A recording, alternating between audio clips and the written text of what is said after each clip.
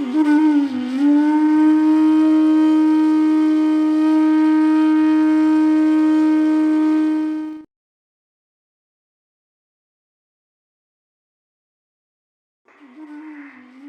કાલે જે એક સરસ છાપામાં આવ્યો તેવો પ્રસંગ કીધો. તમે બધા સાંભળો હોય તો ટૂંકમાં કહું. દ્વારકેશ બાવા અમરેલી વાળા ઈ કે જેના ઘરે વૈષ્ણવતા, બધા પરંપરાથી વૈષ્ણવ, બધાને બ્રહ્મ સમાન. હવે એના ઘરે દીકરી એ 21 ને થઈ એટલે એને મુસલમાન હારે નિકાહ પડી લીધા. હવે કેવો ઘા લાગે, કેવો આઘાત લાગે, એ જેને વીતે એને જ ખબર પડે. એટલે આના મા બાપ ને મોટા બાપા ને બધા ઓલી છોકરી ઘરે ગયા જ્યાં મુસલમાન ને પરણે. દીકરા, તને અમારા ઘરે શું ઓછું પડ્યું કે આખું તે ધર્મ પરિવર્તન કરી લીધું? તને જોઈએ એવા છોકરા મળત. તારું રૂપ જો, તારું એજ્યુકેશન જો. અમારે એક ને એક દીકરી, બાપા માથું પછાડીને રોવા માંડ્યા. દીકરીએ જવાબ આપ્યો, સાંભળો, આ જેના વચનમાં છો, મારું પોતાનું કાંઈ નથી, આ ઓથેન્ટિક છે. દીકરીએ કહ્યું, પપ્પા ખોટું ન લગાડતા, હું તમારો અંશ છું. આપણા ઘરમાં મેં કોઈ ધાર્મિક વાતાવરણ જોયું નહીં. કૃષ્ણ ને આપણે માનીએ એટલી મને ખબર. કૃષ્ણ કોણ, કેમ બ્રહ્મ સંબંધ લેવાનું, યમનાષ્ટક શું, યમુનાજી, વલ્લભ, ક્યારેય આપણા ઘરમાં મેં આ વાતાવરણ જ જોયું. અને તમે બે જોબ કરો એટલે કાયમ મેં ઝઘડતા જ જોયા છે. એટલે ઘરમાં મેં પ્રેમે ન જોયો અને ધાર્મિક વાતાવરણ ન જોયું. અને વાંક આવે એટલે જે ગુસ્સો સહન કરતી હતી. હવે એમાં મારી કોલેજમાં યુસુફ કરીને છોકરો મારા ટચમાં આવ્યો. મને ખબર હતી એ મુસલમાન છે. એના ઘરે અવર જવર થઈ. એના ઘરે બધા રીત રિવાજ એને મને મુસલમાનના શીખવાડ્યા. એનું કુરાન શીખવાડ્યું.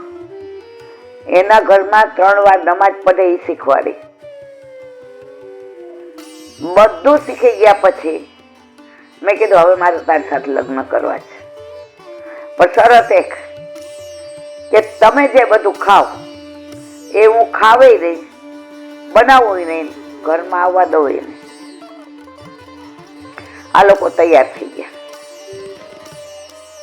તો જો તમે પહેલાથી મને વૈષ્ણવી સંસ્કાર આપ્યા હોત, આપણા ઘરે સેવા બિરાજતી હોત. કૃષ્ણ શું છે, જારીજી શું ભરવાના, યમુનાજી કોણ છે, વલ્લભ કોણ છે, કેમ બ્રજમાં જવાનું, આ બધી સમજણ પાડી હોત ને તો આપણા ધર્મ જેવો રસાળ, સુંદર,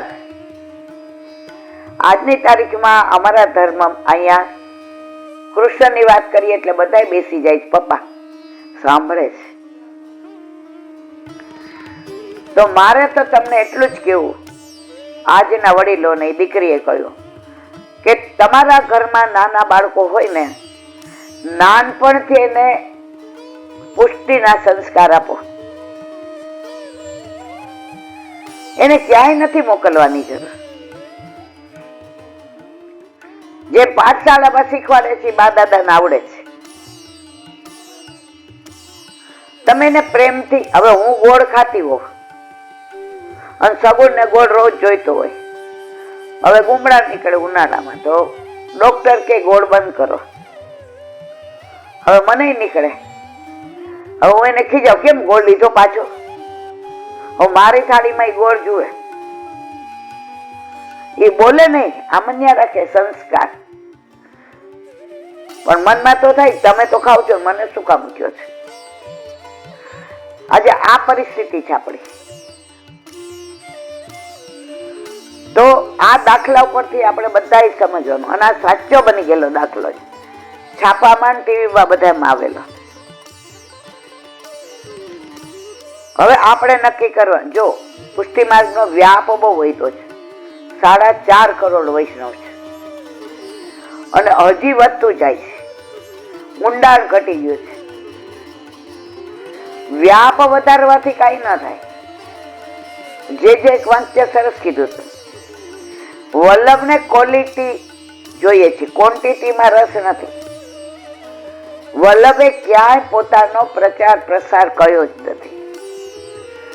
વલ્લભ ઘરે ઘરે કેવા જ નથી ગયા અમારા ઠાકોરજી આમ ને અમે આમ ને, ના. જે જીવ દેવી હશે એ વલ્લભ કે શરણે આવશે, આવશે અને આવશે, એમાં કોઈ શંકા ને સ્થાન નથી. 50 વર્ષ પહેલા આપણે બધા લગભગ 80% ગુજરાતી મીડિયમમાં ભણ્યા.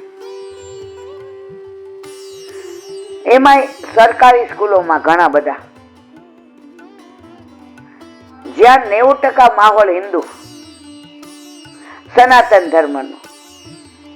શંકરદેવ બાંધવા વાળા હોય, માતા મહાદેવ ને માનો, અને વૈષ્ણવ હોય, સ્વામિનારાયણ હોય, પણ બધાય સનાતની. એના લીધે આપણને બધાને બીજા ધર્મની, બીજા લોકોની બહુ ખબર નહોતી. અમે જ્યાં રહેતા ત્યાં શાક લેવા જઈએ ને, પછી પાછળથી ને ફૈબાનું ઘર, એટલે અળવિતરામ બધા, એટલે ફરીને જઈએ તો ત્યાં ઓલા કુકડા ને બધું હોય. એટલે બાને એકવાર ખબર પડી, ઈ કે બેબી ઓલી પશુશાળા પાસેથી હાલો. મેં ઈ કે બટાઈ બાજુ નહીં હાલવાનું. હવે પહેલેથી જ હું અળવિતરી, તમે ના પાડો તો એનું કારણ શું? આજની તારીખમાં મને એમ કે પુષ્ટિ માર્ગમાં આમ ન થાય, એનું ઓથેન્ટિક કારણ શું?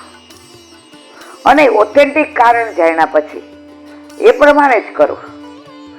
પણ આજે આપણા ઘરે ઠાકોરજી વિરાજતા હોય ને 25 જણ, આમ નહીં કરવાનું, આમ કરવાનું, આમ નહીં કરવાનું, આમ કરવાનું, તો એવું ન માનો.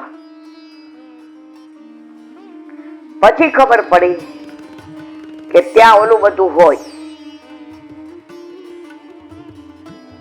પછી કોઈ દિવસ મને યાદ નથી, આજની તારીખે રાજકોટ જઈએ અને ગાડી તમે એ બાજુ, એટલે તમને કહું છું તરત કહું, આ બાજુ નહીં, હલા આ બાજુથી ને. તમે શરૂઆતમાં એકવાર મને પૂછ્યું કેમ તું આ બાજુથી ના પાડસ, આજે મેં રહસ્ય કીધું તમને. મારો કહેવાનો આશય કે આપણને બધાને મિત્ર, સગાવાલામાં, પાડોશમાં માહોલ જ સનાતની મળ્યો. ભલે વૈષ્ણવ હોય કે સ્વામિનારાયણ હોય કે જૈન હોય કે માતા મહાદેવ, પણ માહોલ તો જ મળ્યો.